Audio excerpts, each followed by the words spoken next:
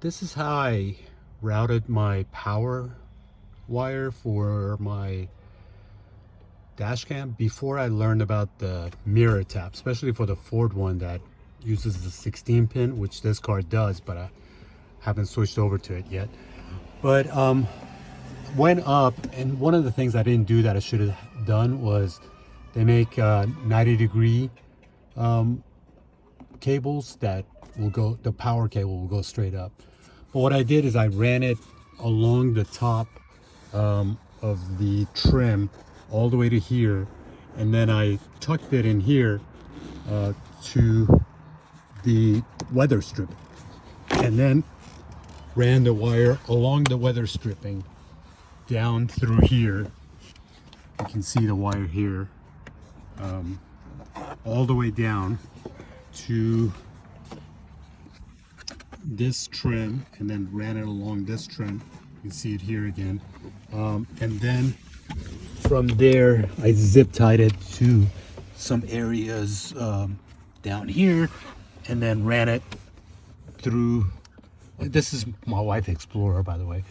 And then ran it through here, and then poked a hole, drilled a hole in this thing where the USB ports are, and put it in there. And put this trim back.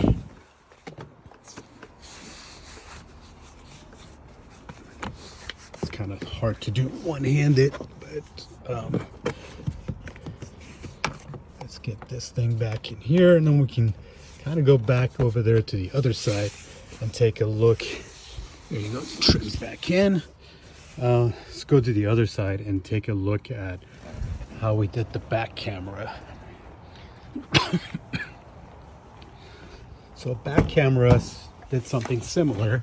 I ran the cable along the top here to here, and it went along this guy under the trim again, but ran along the top and then under this trim, and then all the way to the end.